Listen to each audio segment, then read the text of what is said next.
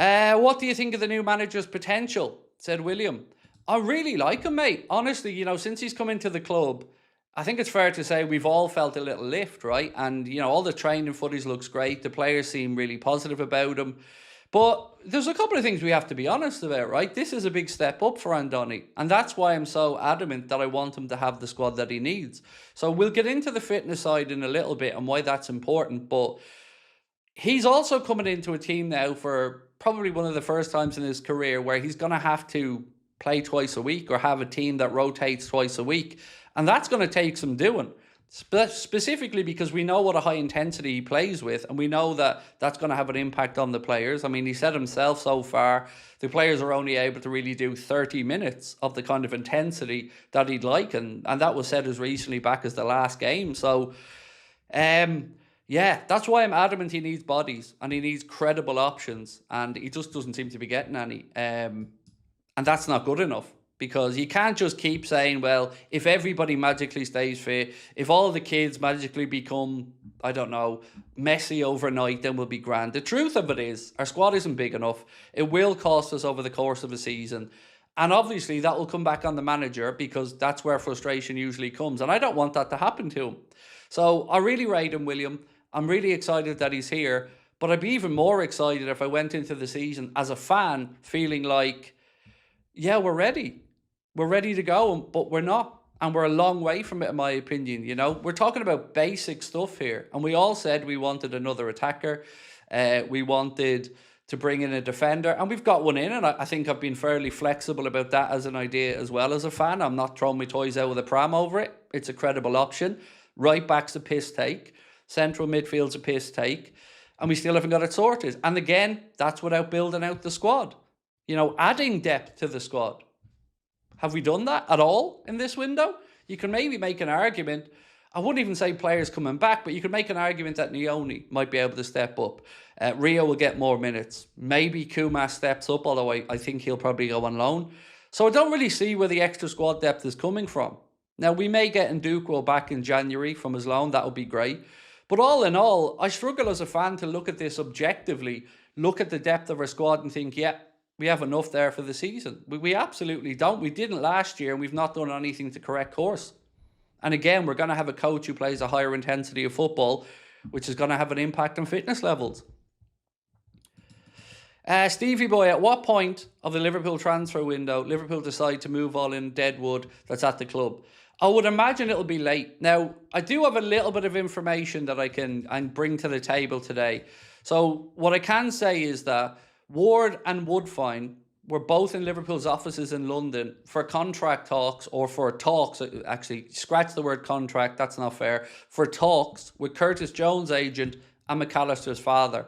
Now, I don't know if there was more talks going on down there, but Ward and Woodfine were both there today chatting with Curtis Jones' agent and Alexis McAllister's dad, who of course represents him. What that is for, I don't know. Could be 2 contract extensions, could be looking for moves away for either of them. I don't know. All I know is that they were there today for talks. Excuse me. The Prodigy said Barcola deal isn't happening. Yeah, that's a cool story, but it is. And look, I get it. I get the pessimism. I get trying to come on to moan about it. I understand it. As a fan, I get your frustration. But to say simply it isn't happening is just bullshit.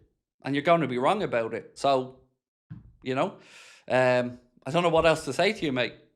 But I fully believe it's going to happen. But after that, your guess is as good as mine what else happens in this window, if anything. And that's why I'm a little bit irked this evening, because it's frustrating and the clocks are ticking. Rich said, is the sale of the club affecting the window? Well, the club isn't for sale, so we've got to say that first and foremost. No, I can't imagine so, because what you're talking about here is the seniors of FSG involved in this. So John W. Henry, Tom Verner, Mike Gordon, they'd be the guys that would be involved in the conversations around the sale of the 30%. I fear it might be used as an excuse, Rich, but realistically, no, it shouldn't be. And it shouldn't be used as an excuse, in my opinion, because we're not selling the club outright. FSG are still going to own a majority share in it. And yes, the new investment will come in, but what happens with that money, like we've always said, I don't know. FSG could rightly pocket it and sail off into the sunset. That's their right.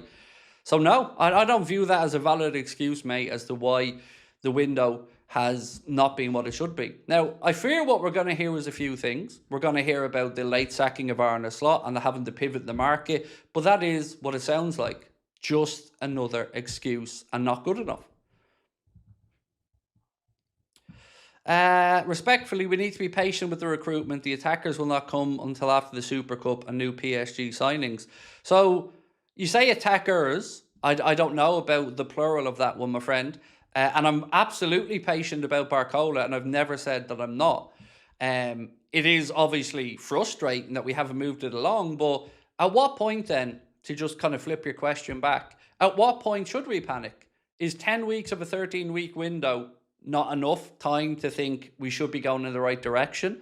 Because again, look around at the business Spurs are doing, Chelsea are doing, Arsenal are doing, and others are doing. It's not stopping them. So why is it that our recruitment team is the only one that seems to keep getting excuses made for them every single summer as to why they don't finish the job? You know, like, let's be fair about it. We're allowed to be annoyed. We're allowed to ask these questions. And of course, you're allowed to have a different opinion, mate. That never washes for me, because all it leads to is the end of the window, us being left short, and then it's too late. So, you know, we've been having these conversations on here from probably halfway through the window, if not more, about clock being ticking. So let's go all the way back. We've brought in Ronald Araujo since June. That's it. A loan for Araujo. That's all we've done. Now, forgive me, but with 3 weeks to go, less than 2 weeks till the start of the league, and a new manager in, I would like more players, and I would like the manager to have more time to train with them. So yes, sometimes a particular deal like Barcola could be one that you have to be patient on. But there are other areas that we could be going out there and strengthening. Like, remember the story a few weeks ago that Liverpool aren't going to go into this season playing midfielders at right back? Well, we haven't signed a right back yet, and Araujo isn't a right back. So the idea that we can again shoehorn somebody out of position there, I don't feel comfortable with. Jed Spence is in conversation right now with Inter Milan over a move there. They're trying to close in on a £25 million deal. So that could be another option off the table if we need a defender. So look, I'm open to being in the minority about these things. But I asked the question earlier on, are you happy if Barcola is the last signing of this window? And so far, it's pretty one-sided that no, people wouldn't be happy. So again, yeah, I'd love you to come back to me, my man, about why you think patience is always required and how that has worked for us over the recent history.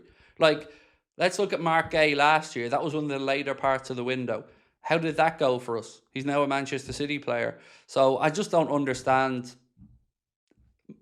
given the benefit of the doubt, because that's a well-worn, well-trodden path at this point that just hasn't worked out.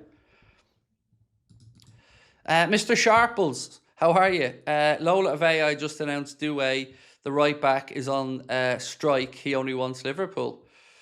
Cool. I mean, I'll certainly reach out to the lads at Anfield Index to see what their information is around this one. I don't know anything, so I'm same as everybody else. And cool. If he's on strike, whatever, fair enough. I don't know much about him, so not really one that I can comment on. But look, I'd be very relieved if we bring in a right back. That's certainly another plus. But at this point, I don't know all that much about it, so I'm going to have to just defer to our friends at Anfield Index. Thomas Owen, how are you, Thomas? Said, interesting that Dortmund have gone for El Mala. Does that mean Mbaye rejected them? I mean, I didn't really put that together in my mind, Thomas, mate, until you mentioned it. But yeah, perhaps. Because if you look, I've always been honest with you and said I don't have much on Mbaye. I don't really know anything I can add to it. But we were front runners according to Romano last week or a few days ago. And yes, it has all gone quiet there. So I really don't know if Liverpool are working on both players right now with Paris Saint-Germain or if Liverpool are just working on Barcola. I don't know the ins and outs of that one.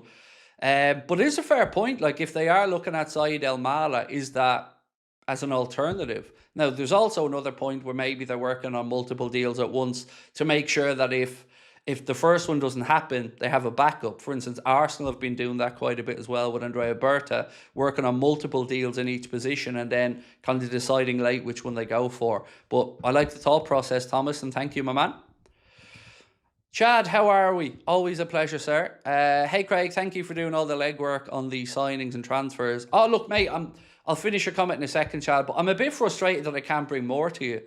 You know, in one way, it's unnerving not being able to give you guys more. In another way, you kind of just hope that something like a Araujo is being worked on that you just don't know about and it just appears. So as each day goes by, that anxiety is definitely going to increase. But anyway, let me continue. It's nice not to have to sit through the crap. I really think Iriola can do more with less. Let's just hope he doesn't need to.